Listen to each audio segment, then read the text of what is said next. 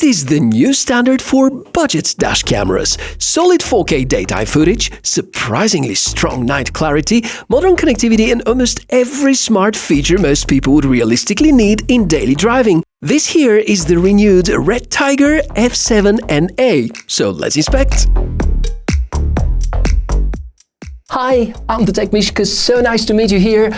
And before we dive into all the footage samples and the testing, I want to make one thing very clear. This video will be extremely practical. Yes, we're going to talk about specifications where they actually matter, but my main goal is not to drown you in technical terminology that sounds very impressive on paper and sometimes matters nothing in real life.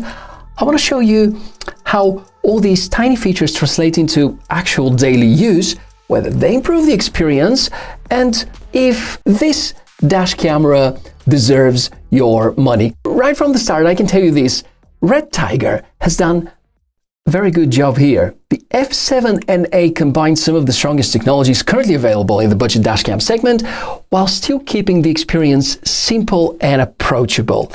But how about the little details? Let's find out. Daytime performance here is delightful. And because of the season during my testing period, I had the chance to drive with the camera in all kinds of conditions: bright sunshine, cloudy weather, rain, darker roads, mixed lighting situations, and this is exactly where many dash cameras start falling apart. Sunny weather is easy. Almost every decent modern dash camera looks acceptable when the sun is blasting directly into the scene. The real challenge is maintaining balanced exposure when the environment becomes difficult. For example, when parts of the frame are extremely bright, while others are very dark. And good enough, the F7NA handles these situations very well. The camera manages to preserve details in shadows while avoiding overexposed highlights better than I expected at this price point, and this immediately tells me that the Sony Starvis 2 implementation here is actually done properly.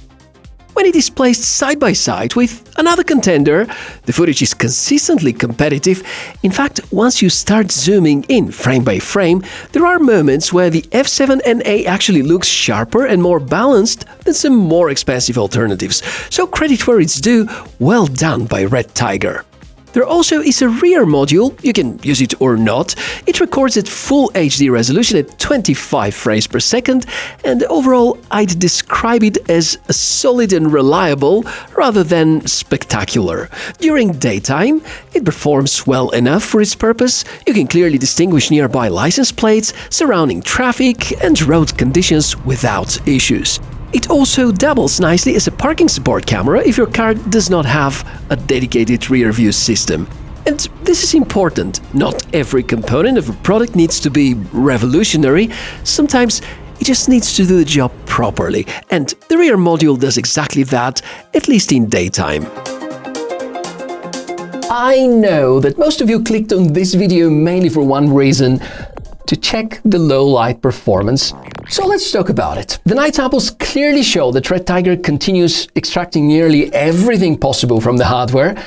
And no, this probably is not class-leading performance overall, but considering the budget category, it becomes very difficult to ask for much more. There's a good balance between brightness, contrast, exposure, and detail retention. Colors remain believable instead of turning into artificial neon soup.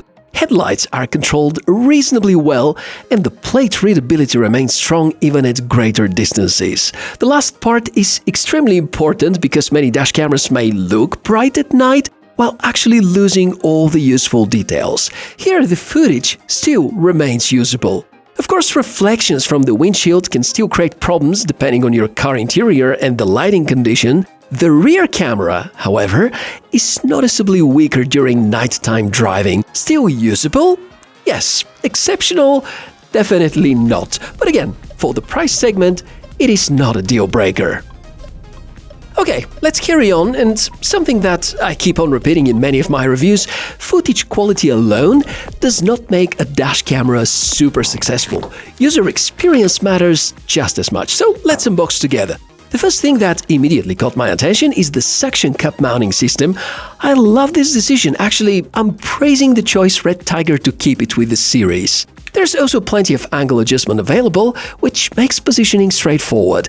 That said, because I always want to point out both the strengths and the weaknesses, the screws responsible for limiting the rotational movement here were slightly too loose out of the box for my personal preference, so I tightened them a little to achieve firmer positioning. Apart from that, the construction quality feels very solid, physical buttons which are easy to use, the display is large and responsive, and there's touchscreen implementation which works reliably without becoming frustrating. Inside the package you also get a rear camera and the power adapter as well, which plugs into the car cigar lighter socket. If you care about specifications, there are actually some very good things happening here too. First, we know the exact image sensor model being used. The front camera relies on the famous Sony IMX678 sensor, which is excellent news because transparency about hardware is becoming increasingly rare in this category. Second, we have Wi-Fi 6 support. Not only does it provide noticeably faster transfer speeds through the smartphone app, but also tells us something important indirectly. The chipset inside is modern. Some older dash cameras still use outdated platforms with painfully slow wireless transfer speeds, and that makes the app experience a bit laggy.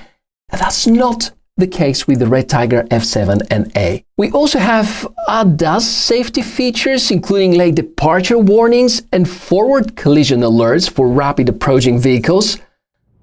Just check this out. Left lane deviation alarm. Left lane deviation alarm. Personally, I still believe most people buy dash cameras mainly for recording purposes rather than relying heavily on ADAS systems, but these combined with the voice commands, I think these are extras and are still nice. And finally, inside we have a supercapacitor power design, which is extremely important for long-term reliability. If you live in regions with aggressive temperatures, this alone can greatly extend the lifespan of the device. On top of that, the installation is refreshingly easy.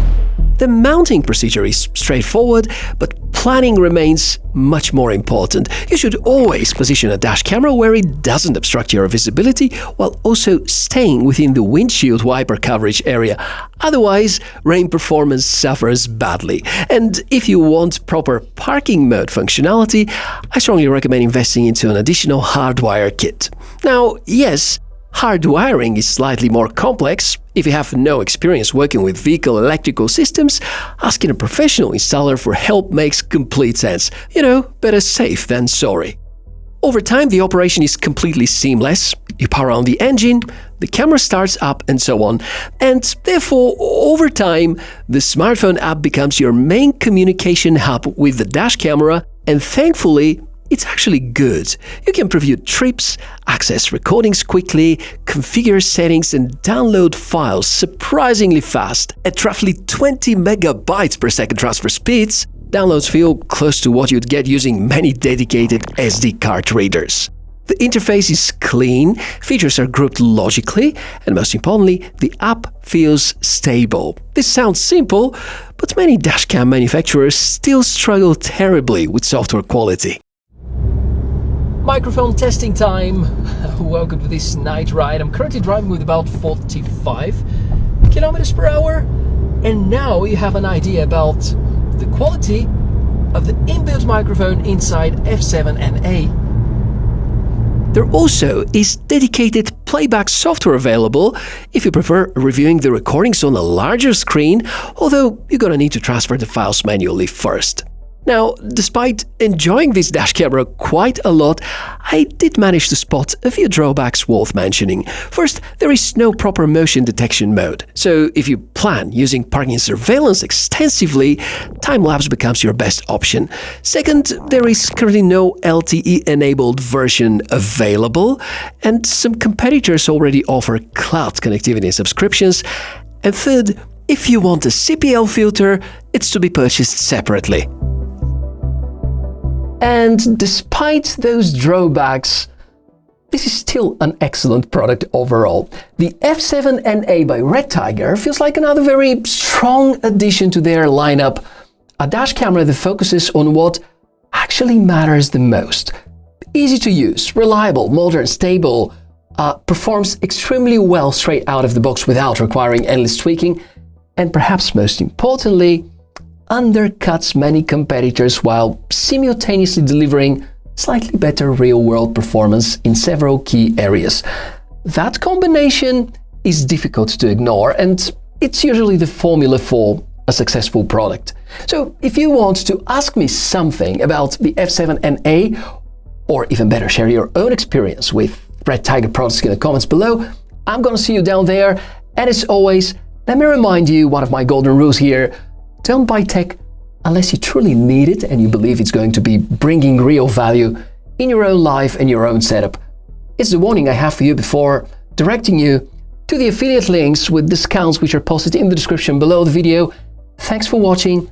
I'm the TechMishka. You drive safely and responsibly, and I'll see you soon. Bye.